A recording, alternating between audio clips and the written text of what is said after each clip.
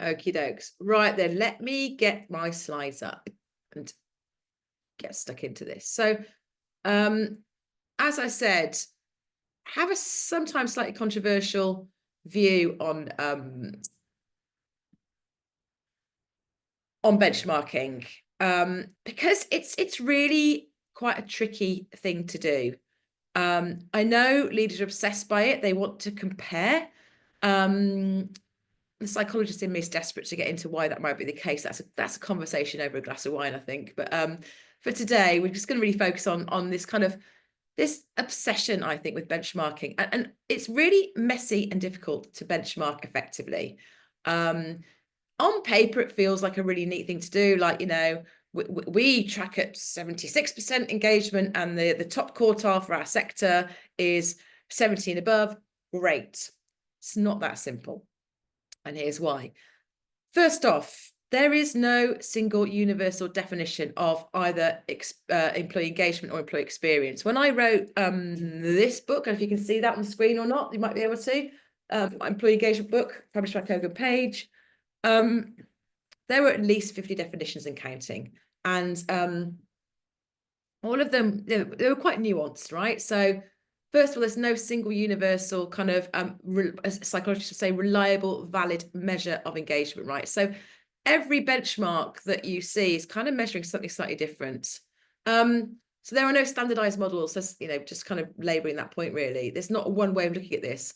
Different questions mean different scorings. Even if you kind of go with one of the big consulting houses, whether it's Qualtrics, whether it's Gallup, whoever you use, Korn Ferry, 9 times out of 10, there'll be some tweaking of those questions, right? There'll be, can we just add this in? Can we do this differently? So yeah, you get a little bit of compare and contrast, but it's not that straightforward. For me, it's like comparing apples and oranges, right? So there's a big issue with benchmarking from the off.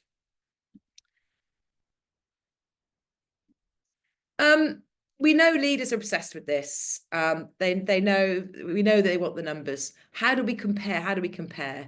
I think it's our job to really try to gently navigate them away from this obsession with a single number or obsession with a benchmark, and try to educate them around why it's not particularly helpful. I could make lots of analogies with different parts of our lives where we kind of realize that actually measuring alone isn't the right thing to do, because it's much more complicated than that. We know there's this demand for data, but numbers alone are not enough. They don't give us the full story, the full picture. Lots of examples of that, which we'll go through today, and I'll explain why. So this is interesting. So when we were looking at the benchmarking report this year and looking at, okay, what are all the different benchmarks out there? There weren't as many, were there, Katie? We did our research and we saw like quite a significant fall in the number of global benchmarks available. This is for employee engagement. Well, I've got a question for you. What do you think this is? My hunch is it could be because companies are finally stepping away from a single number to say this is how good we are at engagement.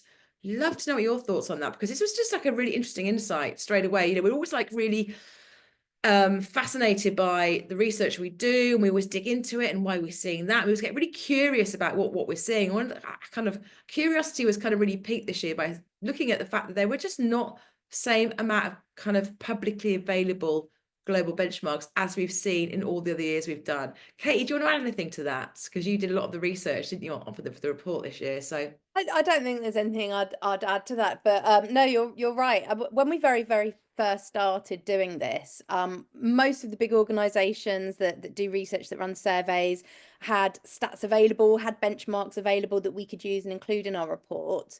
And I think, maybe the first one we did probably had about 20 to 25 different benchmarks that we could use and to kind of demonstrate the point. And this time around, you'll see from the report that there's not even half that, probably not even a third of that in terms of publicly available numbers. So yeah. Yeah, so exciting, isn't it? I hope. Yeah. I mean, I hope that is a genuine shift away from this sort of scorecard thinking, and and towards real empathy. That's what we've got to hope here, isn't it? I definitely think there's some clear indicators from some of those organisations. So, for example, CIPD, which we'll talk about shortly, when we first started doing it, they would talk about employee engagement index, whereas now they look much more broadly, and there's lots of different numbers that kind of don't make up a final score, which is how we found that a lot of the organisations had created these indexes previously. So we know that there are some people that are kind of broadening out, so that positive sign potentially. Yeah, Good yeah, news story. definitely. So a move away from the idea that you can really distill all this complex kind of feeling, sentiment, emotion, behavioral intent to stay into a single number, right? It's not that simple. As Katie mentioned, that the white paper, you'll be able to get access to that, and it has got a lot more detail in it than I'm going through today. So some really good stuff in there you can kind of like explore and dig into. So I think this is really interesting. So for me, you know, just this is a snapshot, but there are a lot more kind of data points in the report. We basically scour the internet for anything that's available publicly. The public sector in the UK do share a lot. Actually, there's quite a few public sector benchmarks because they're a lot more open. But there are a number of kind of consulting house private sector numbers as well. But just look at this, right? And you can see straight away the kind of vast difference between these three global benchmarks, right? So Gallup, they use the Gallup Q12, which is the 12 questions that measure engagement.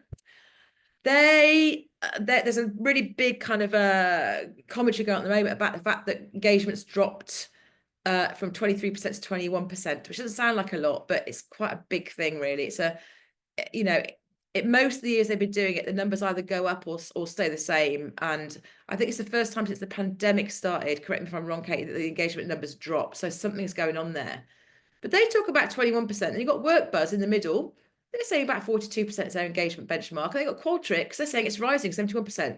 Straight away, anyone, even if you're not kind of well versed in stats, right? Straight away, you look at that and go, that just doesn't make any sense. How can they be so vastly different? One going up, one going down, one not moving, one really kind of quite a negative poor number, one really positive number, one in the middle. It just doesn't make sense. Straight away, again, curiosity should sort of say, well, something isn't quite working there. So I think that's the point I make on that. Again, really interested in your views on this. If you use an engagement survey, what's the benchmark you've been given? Be interesting to see what you're finding. So as I said, there is a kind of a very well established industry when it comes to engagement. There are 50 plus definitions and counting, and there are lots of different ways different suppliers, consulting houses, academics talk about and measure engagement, which is why it's really hard to get a global benchmark, right? So on the left-hand side, you've got your net promoter score, your employee net promoter score, which is, I think this is actually a decent measure, not necessarily of engagement, because it's a very, very specific, clear measure. So ENPS measures nothing more or nothing less than intent to stay and recommendation. So would you recommend this, place to work to your family, friends, etc.? So we're really, really clear on what we're measuring there. So that's not engagement. That's not the same thing as engagement. That might contribute to engagement. It might be an outcome of being engaged. If I'm engaged, I might be more likely to recommend it. That said, I might recommend it because I bloody hate working here, but they pay really well and get good holidays, right? This is why you've got to be really careful about what sits underneath the numbers, right? So that's what ENPS is all about. And in the report, we go into all these different ways of measuring quite a lot of detail, so you can really kind of, develop your expertise on knowing what they will measure. Gallup have got the Q12 and the Q12 Plus, which is their 12 questions that measure what they believe to be engagement. The one that's quite divisive on there is I have a best friend at work. I always had a problem with that one because I understand where they're coming from, the science behind it. Connection at work is important. I talk a lot about connection. I sent out a mail today about connection. It's part of our model. But is connection the same as having a best friend? Like, I know I'd interpret that differently to probably Lee or Katie. I know my son, talking about my son who's autistic, he would take that really literally. He would say, no, I don't have a best friend, but he might have connection at work. So for me, I'm like, there's problems with the way that they measure that.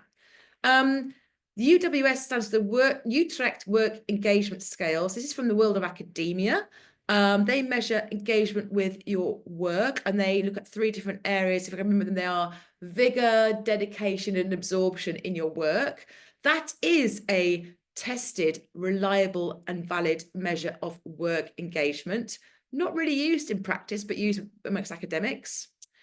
Aon used to be Aon Hewitt. You might know them for the say, stay, strive model. So do I talk positively about the company?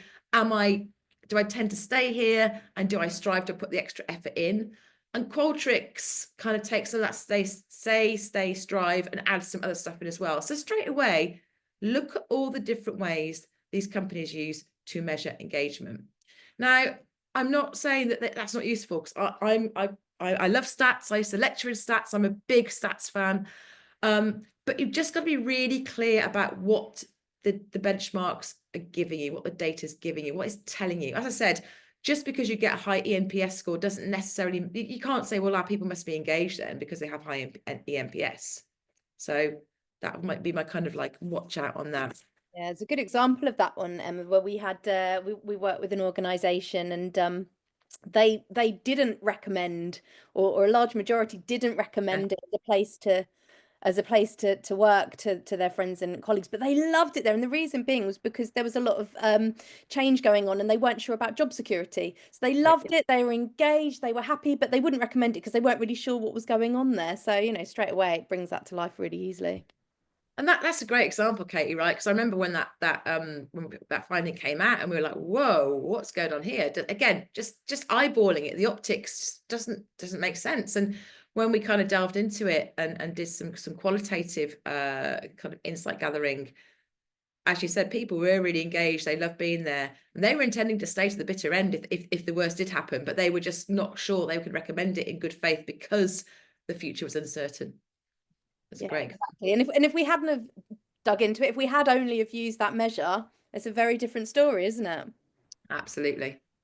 I just add as well there, Emma, you know, don't forget this is big business. I mean, the employee engagement measurement and software market's worth over $6 billion. It's humongous.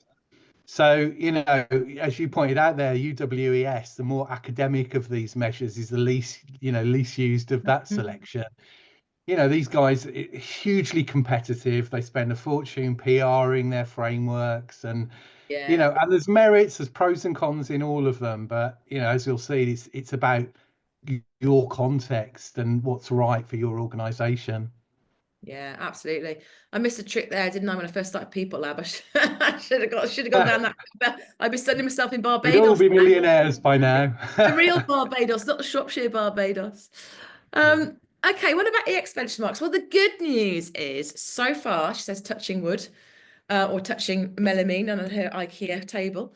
So far, we haven't seen a kind of a shift to a single kind of EX percent benchmark, which I think is really positive. I mean, if engagement's hard to pin down, then EX is even harder to pin down, because how can you have a single kind of number that says you've got a good experience at work? Because it's so personal. It's so about your own context and your individual context. A great experience for me at work will be different to what it will be for Lee, for Katie, and for all of you on this call. There'll be some stuff that will be similar for sure. We'll talk about that in a minute, but there'll be a lot of differences. So I'm really pleased to see we haven't gone down that route yet. There's time. But there are lots of EX frameworks out there. And again, in the white paper, we go into this in a lot more detail. We kind of give you a flavor as to what they all are. So you can make a choice, right? You go, you know what? That one would be a really good fit for us, right? So for example, McKinsey, they kind of really focus in on kind of moments that matter. Your WTW used to be Willis Towers Watson back in my day. They've got what's called the high performing experience model, HPX, and that's really about linking EX to performance. And they look at things like culture, like leadership, but they also look at things like reward and bends as well. CIPD got the Good Work Index, and this is a great one because it really kind of looks at different facets of what could make a good experience. So things like job quality, they look at things like well-being, employee voice, So there's lots of different ways that we can explore how these companies talk about EX, and there's merit in all of them. So, so I've included these here because I rate all of these, although I wouldn't personally use all of these because we've got our own, which I'll talk about in a minute. I think it's really worth looking at the kind of the EX frameworks out there and figuring out what really would work for you in your organization. What speaks the language of your organization? What aligns the context of your organization? So lots out there. And again, I mean, on the EX space, we've got a little bit of more background to this, but we do go into them in more detail in the white paper. Also not on here, you've got people like Jacob Morgan, Josh Basin's done some really great work on this. And we've got the People Lab and EX Space model. Well, actually, it's the Emma Bridger model, really, because it's developed through kind of not even since I started People Lab, but before I started People Lab, but officially since People Lab started going back 17 years ago, the EX lens, which is kind of based on collecting hundreds, if not thousands, of stories about what a great experience looks like and feels like it works. I'm just going to kind of talk about that for a second. So years ago, I mentioned before about the survey and some of the challenges with doing a survey. I mean, I love research. I'm all over a survey. I love a bit of quant and a bit of qual.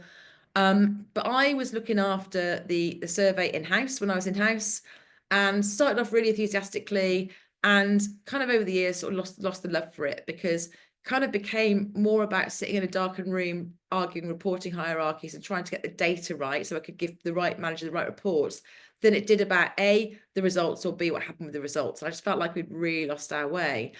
And I also felt like a lot of the questions we were asking, I just felt like they didn't really have that much to do with employee engagement, however we chose to define it. So one particular question I remember was the processes and procedures. I always remember this really clearly. The processes and procedures around here allow me to be efficient and effective. I didn't write that question. It came from the supplier we're using. I remember thinking, well, is anyone ever going to say, like, I'm really engaged at work, or I have a great experience at work because the processes and procedures allow me to be efficient and effective? I thought it's not that I'm saying we shouldn't ask that question because it's useful, and that might have a knock-on effect. And it's what I would now refer to as a hygiene factor. But I'm never going to say I'm living my best life at work and I'm loving what I'm doing because I can be efficient and effective.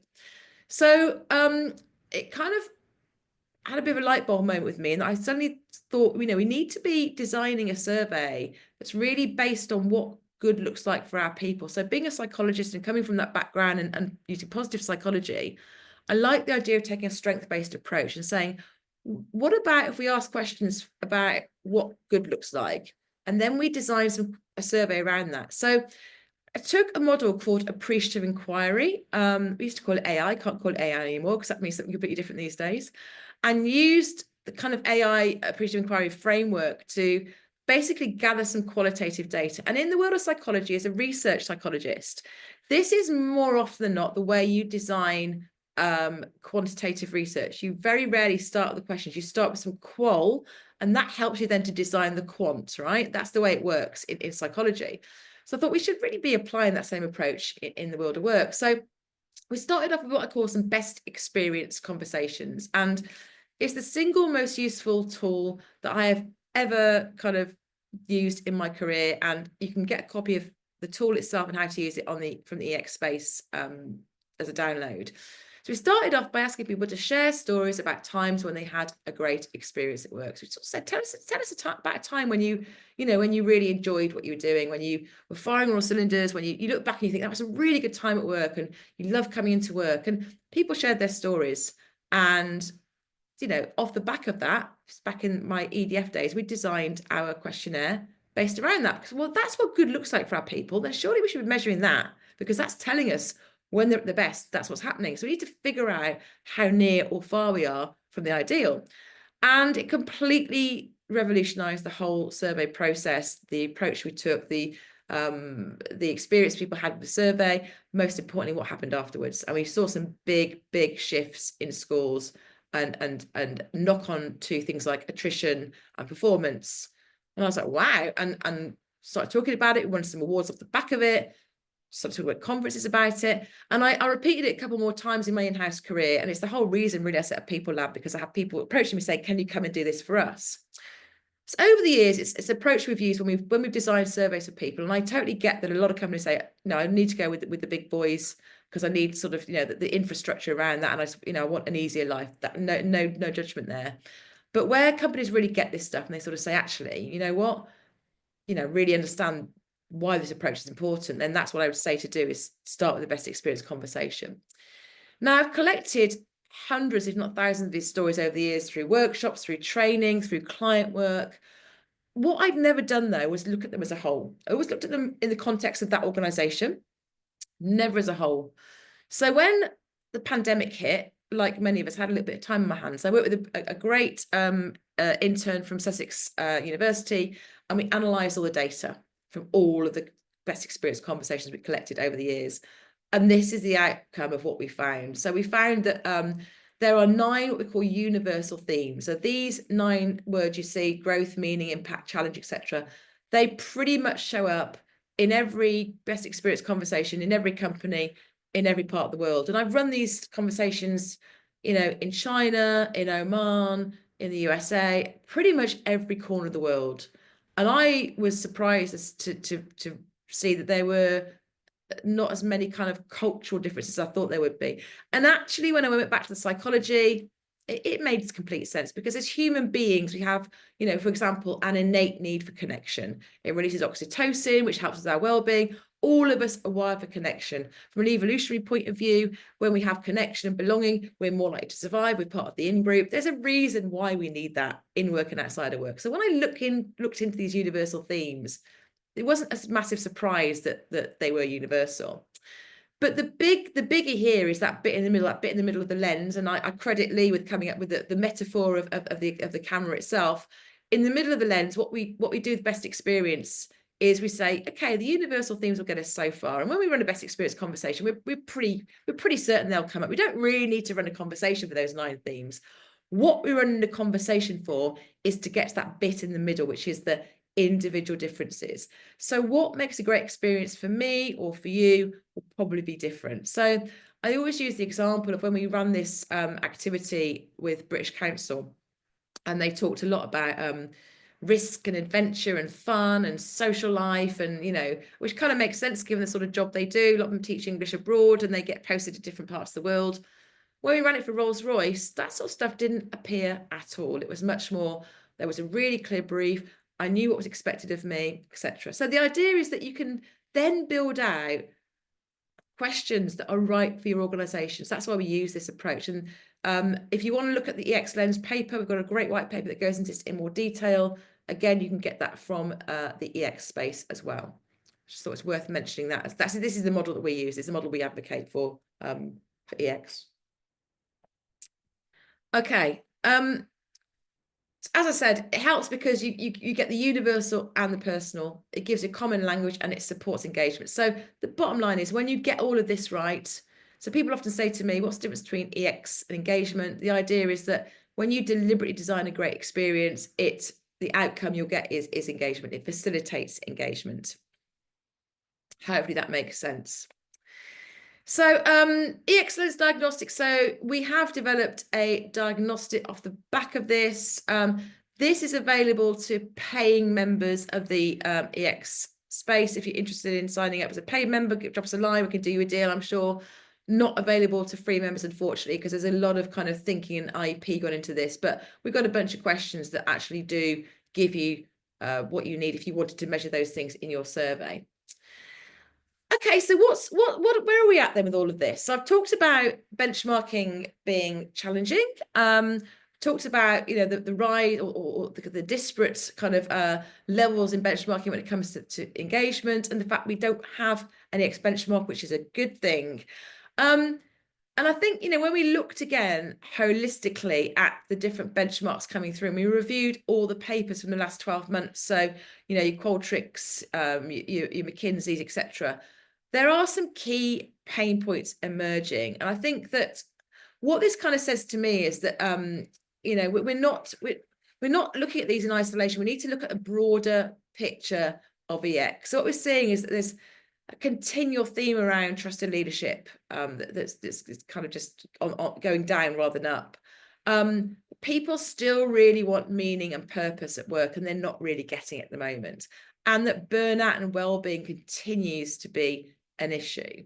And kind of what this means, I guess, for us is that, you know, we need to look at the broader, bigger picture here. And I think that these are all symptoms of an underlying cause. And the underlying cause for me is kind of systemic issues and problems relating to employee experience. So when we intentionally design a great experience for our people, we see these symptoms being kind of overcome, if you like. So I guess the problem for me is that, you know, we can't fix this just by looking at a number. We need to kind of look underneath the numbers. What is contributing to these issues? How can we get to the nub of that? What's that really mean? And if we fix the experience, then we fix these things, and we ultimately fix engagement. When we just intentionally design a great experience, we you know, we find that we impact these things positively. Hopefully that makes sense. So the scores alone won't save us. So tracking is not designing. Insights must drive real change. I've got a few examples on this, and Katie, Lee, feel free to jump in. One example I always come back to is the client that came to us and said, oh, our surveys told us that people don't feel recognized. Okay, now the knee-jerk reaction, the classic you said we did would be, okay, let's design an employee of the month scheme. Let's get out some recognition stuff. Let's, you know, start recognizing our people. Let's just start, you know, employee of the month, all that sort of stuff. But when we dug into what sat behind the scores and gathered the stories, what we found was it had nothing to do with people wanting to be employee of the month or wanted to be formally recognized. It was much more about what we call appreciation. In this model here, we talk about appreciation deliberately rather than recognition, because we find that it's much more human and meaningful than recognition. Some people in their jobs do want to be recognized. They do want the employee of the month, but it's not kind of a universal theme. So we dug into it. We found that actually it wasn't at all about being recognized. It was about something much deeper, which is being appreciated. It was about being thanked and being seen. I'm sure we've got some other examples. And Katie, Lee, if you've got any on the top of your head, if you haven't, don't worry about it. We can come back to this. But we've got other examples of where the score alone would not have kind of taken us in the right direction. Would take us down a completely wrong direction if we'd just taken the score from a survey on its own. 100%. Yeah, I can remember someone coming to us about in their survey, and it wasn't a survey we'd been involved in at that point. They brought us in after their survey. Their survey had come out that it was about senior leadership visibility and how the senior leaders weren't visible, and their knee-jerk reaction was they wanted to spend a load of money on this leadership visibility campaign. And actually, when we did start doing the digging, people didn't really care that they weren't hearing from their senior leaders. They wanted to hear from their middle managers and sort of other areas that sort of headed up their departments. And whilst the scores were saying that there was no senior leadership visibility, it wasn't important to their people. And they could have, as a knee-jerk reaction, spent a lot of money on something that wouldn't have made any difference. Yeah, this happens all the time, you know, and so many examples. I won't give a specific one, but over the years, exactly to Katie's point, and it's window dressing, isn't it? And you know, this is the truth. You can't survey yourself to a great culture.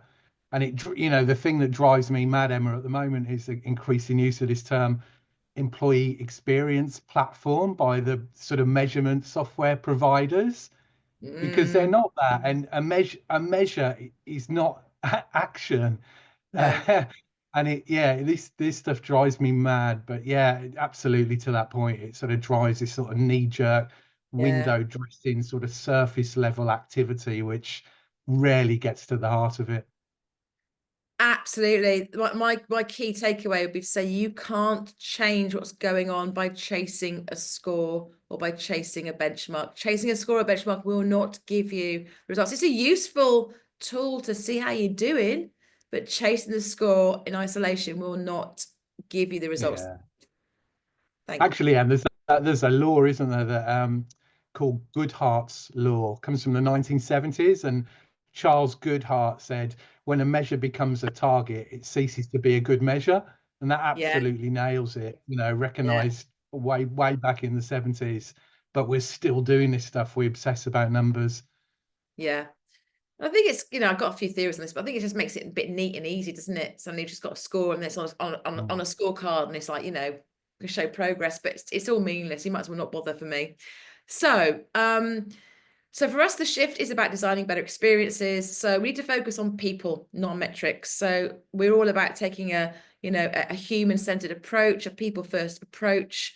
The metrics, like I say, I'm not anti-measuring. I love measuring, and I am passionate about measuring. And I have so many conversations with people. I had conversations yesterday about, yeah, but how do we measure this stuff? And I'm like, yeah, we can measure it. Believe you me, you know, that's where I started my career as a research psychologist. You can measure this stuff, and you should measure it. But the focus has to start on the people, not the number. We need to be intentional about the experience people have. So for me, like, measuring it should kind of almost be running in parallel, or be, you know, it shouldn't be kind of the end result. Shouldn't be what you're aiming for. Just be part and parcel of a much bigger piece, is what I'm trying to say there. So yeah, of course we're going to measure it, but it's not all about this. I work with people who, like, their whole job is just to run and do the employee engagement survey. And so often there's, like, you know, serious money gets put into the survey and there's zero budget to do anything with the results. I was like, well, just don't bother doing the survey for a year. Just take that budget and do something with your, you've got the results. They're not going to change that much over the next, you know, X amount of months.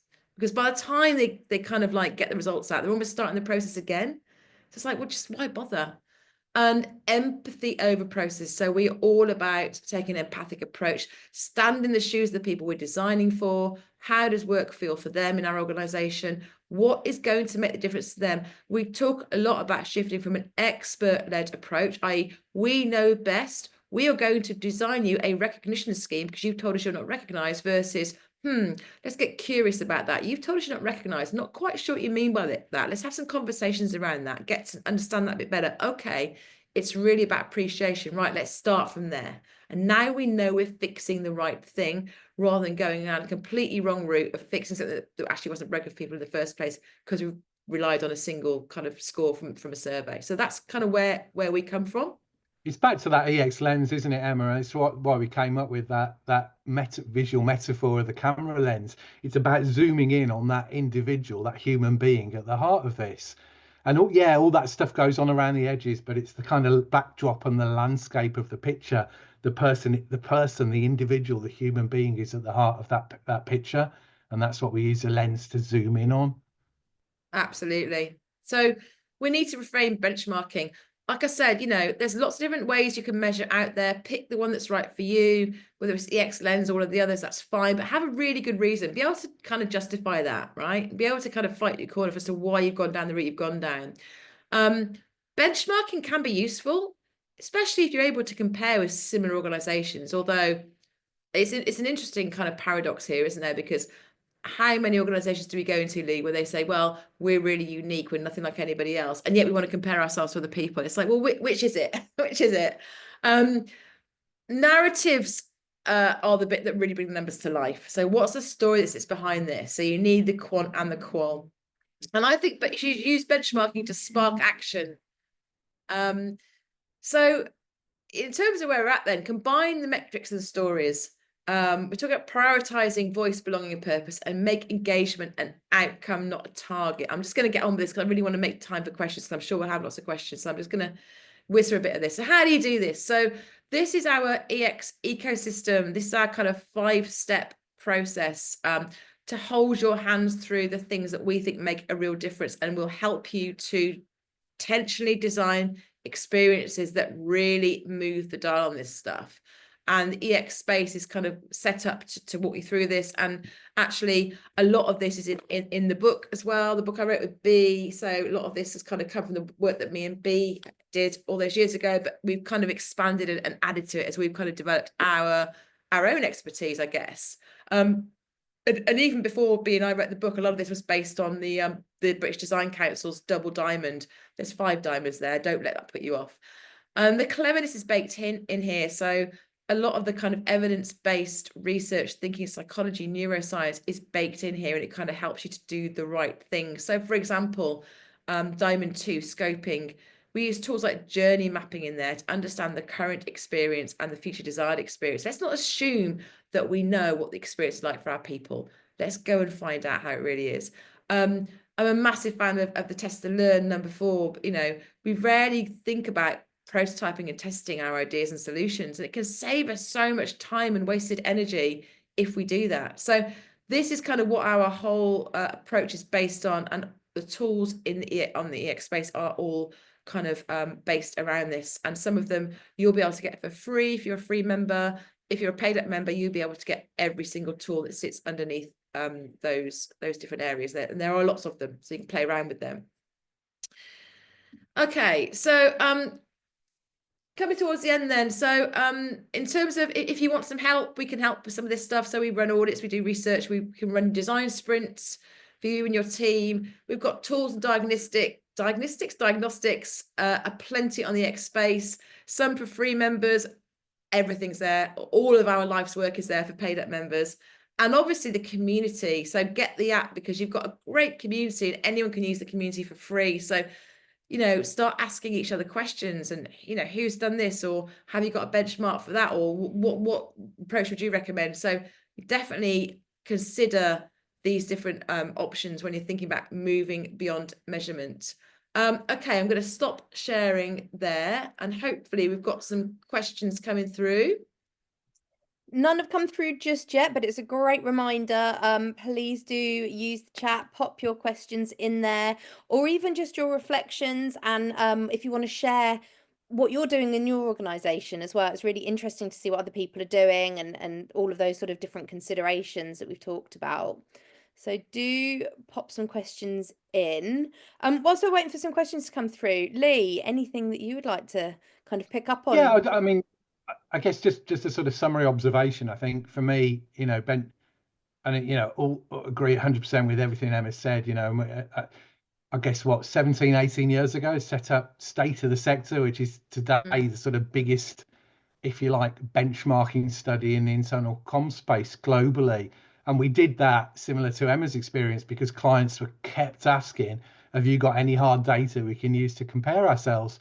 Benchmarking is helpful, right? But it's, to me, it's like driving a car, right? Benchmarking is the rear view mirror. It's kind of helpful to know if a big juggernaut's racing up behind you, right? But really, you want to be looking through the windscreen and knowing what's coming down the line. And I quite, you know, I'm a sucker for a metaphor. I quite like that way of thinking about it. Useful, helpful, but actually, let's focus more on what's in front of us and what those human beings who work for us want, need, etc. Let's get into the EX experience of it. Definitely. Emma, I was sorry. The other thing I was going to ask, you know, in 7-8 years of running this study, I mean, you made some observations early on, but any other big trends as we've progressed through that 7-8 years? You know, do you think this sort of this industry's clearly grown? These guys are big players now, Qualtrics and so on. You know, apart from them growing at pace, you know, what else have you seen in that area in terms of those indices and measures? The measures are always all over the place because everyone measures it differently. Like those 3 numbers I shared, just to illustrate how how crazy this is. Definitely seen a move away from people running a kind of annual or biannual survey, much more pulse surveys. And now, even now, we're seeing people thinking, you know what, we need to measure in a much more continuous way, which I think is great. It scares people, and it shouldn't scare people because it doesn't have to be scary. I think the reason that people suffer from survey fatigue isn't because they might filling out the survey, it's because they're fed up with things never changing. I think that's where it comes from. If you took 5 minutes to fill out a survey and it did some good, you'd be like, yeah, great, no problem, wouldn't you? You'd have no problem with that. Most of us would have no problem with it. But every year it's like, oh, do I really have to fill out a survey again? And so much effort goes in. Poor comms teams have to like do a campaign to increase response rate, even though actually getting into the science of that's meaningless as well, because you just need a probability sample, not even, you know, this idea that if more people fill it out, mostly more engaged, which again is ridiculous. So I think there's a move towards being much more real time, especially with AI now. We can really get good sentiment really quickly and very easily.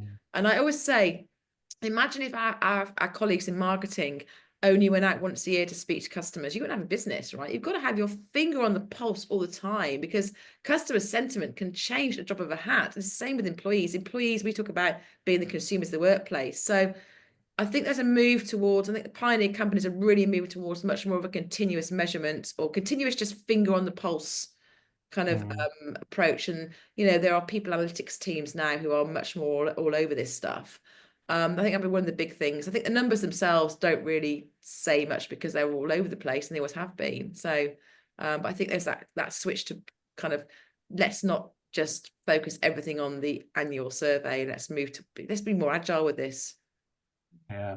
Thoughts on the future, Em? I mean, the other thing is we're in the sort of dawn of the AI era. It's already rapidly beginning to impact everything we do. AI can enable surveys and measurement and insight capture brilliantly, but listening is a deeply human thing, and responding and acting on feedback is a deeply human thing.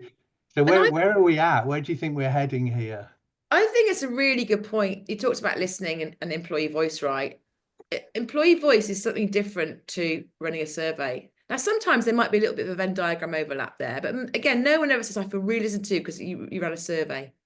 People, you're not going to feel listened to because you filled out a 15-minute survey once or 4 times a year. I think it's very different. I think absolutely we need to intentionally design organizations where people feel that what they say matters, that someone somewhere cares about their opinion, what they've got to say, and someone's listening.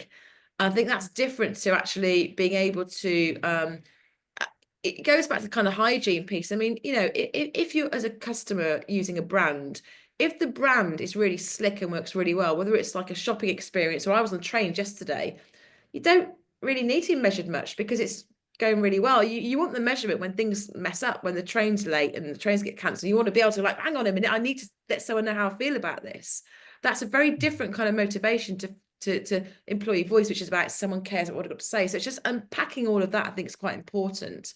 I think we've got really muddled over the years between thinking, well, we do employee voice because we run a survey and run a few focus groups. That is not employee voice. I think we're moving into a place where we have to get much more in the same space as our colleagues in marketing customer experience. We have to treat our people in the same way and with the same kind of respect that we treat our customers, because they can leave, even worse, they can stay and do, they can not do a great job for us.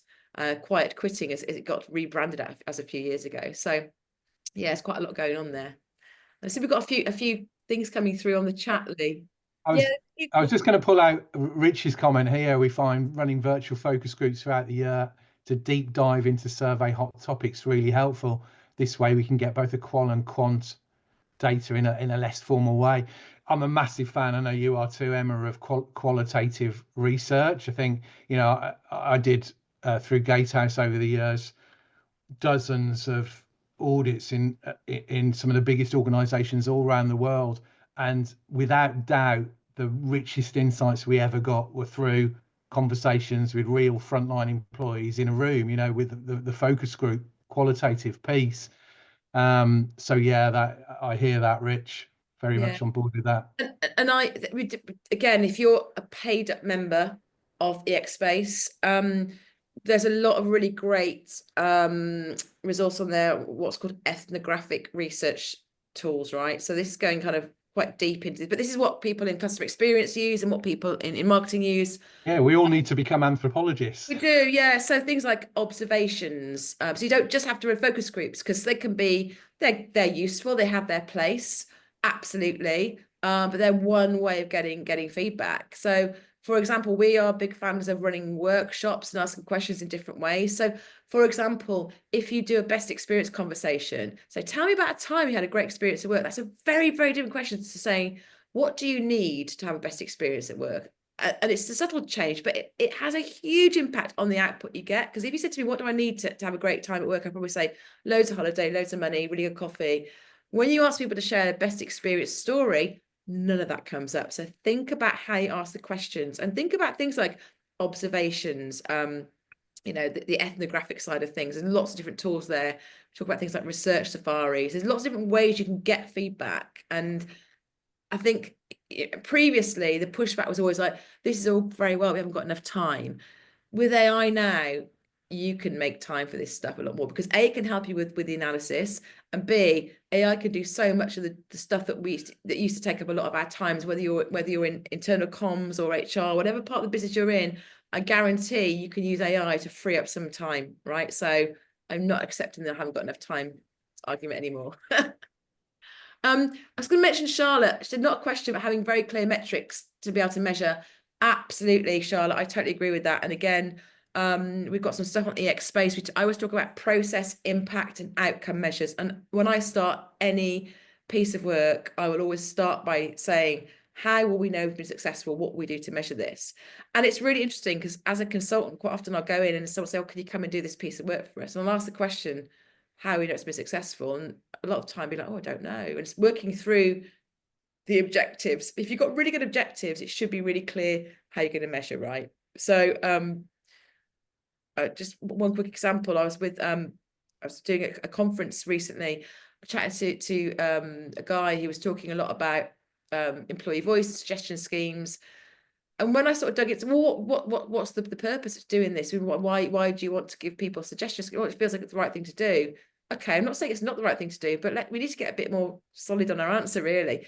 When we dug into it, cut a long story short, it wasn't about suggestion schemes at all. It was about engagement. So we want to create a place where people can thrive and do their best work. So, well, okay, great. That might involve suggestion scheme further down the line, but it might not. So let's get really clear on what the objective is. So process, impact, outcome measures. So process measures the process. Like, for example, did you find this webinar enjoyable? You might say yes, you might say no. Great, but a bit of a vanity so what measure.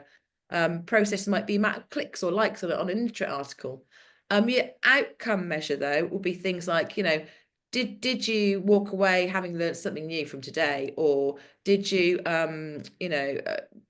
do you buy into the arguments that benchmarking has got its limitations? You look at all the outcomes you want from this thing we're doing. Sorry, those impact measures, the outcomes are the so what factor. That's the kind of bottom line onto the organization. So things like, are we helping to improve performance? Are we helping to reduce accidents? Are we helping to improve innovation or come up with more ideas? Are we reducing employee attrition? Are we impacting the bottom line? And we can actually draw a line between process, impact, and outcome measures. I've done it many times, and I can share some examples of that for people if that's helpful. Katie, we've got any more questions coming through? I think that I actually just want to come back to Charlotte's not a question about the measures, saying it's still definitely a want from senior leaders. And what I'm really interested in knowing is when you're getting this kind of pressure from senior leaders, is it that they just want a figure and they don't really care where it comes from, or are they saying, how do we fit compared to the top 50? Is that the sort of real driver? So I'm really interested to hear what other people are kind of having to discuss with their senior leaders when they're putting that pressure on for benchmarks. If that pressure is coming from senior leaders, what is it they want you to benchmark, and how are you kind of tackling that? Because as we've seen today, it's not easy to find those benchmarks. So any thoughts on that? Just Yeah, I think there's a difference between measuring the extent to which you delivered your objectives or your aims, great, versus measuring engagement per se. They're quite different things, if that makes sense.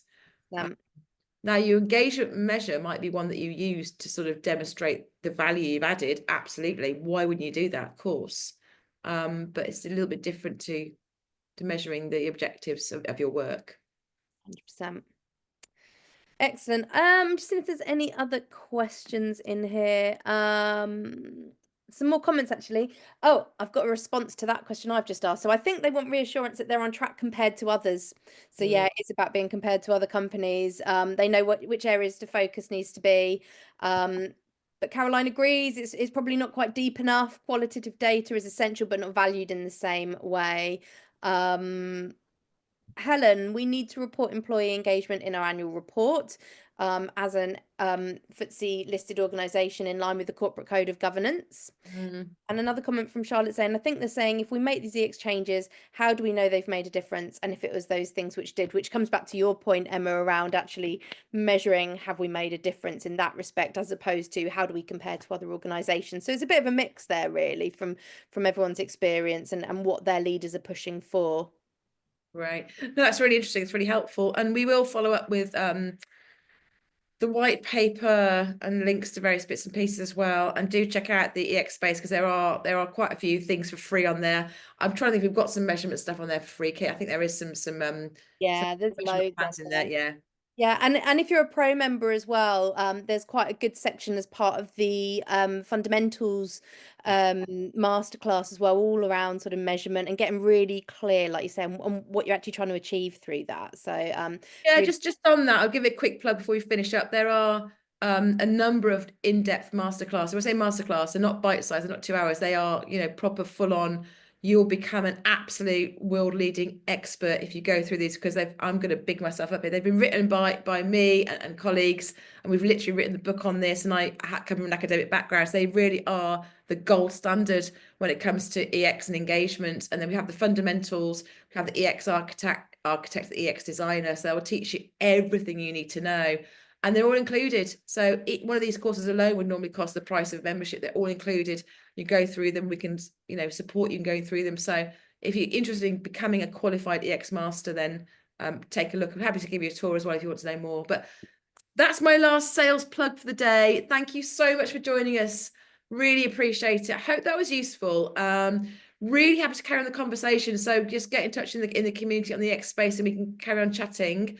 Otherwise, enjoy the rest of your day, and hopefully we'll see you on the next webinar, which is Katie. Over to you. yeah, you're gonna put me on the spot there, Em. We've got a couple coming up actually. There's one that's just gone onto the events page on the EX space with the brilliant Tarek Kamil, who is the CEO and founder of Circle. They've got an amazing tool that kind of helps you create sort of consumer grade internal comms experiences. So that's coming up on the 10th of Yeah, June. think Netflix for comms. It's amazing. It's Tarek is absolutely amazing. brilliant. He's a brilliant speaker. Definitely worth coming to. Yeah, so Absolutely. do take a look at that. And then there'll be another one coming up towards the end of June, which we haven't launched just yet. So keep an eye out. That's all going to be around sort of the future of work and how we can work alongside things like AI. But I won't give too many spoilers away. We'll be sharing that shortly. So keep an eye out on that. But Tarek's next. Thanks, Katie. Thank you very Thank you, everyone. much, and enjoy the rest of your day. We'll see you soon. Take care. Take Bye. care. Bye bye. Cheers. Take care.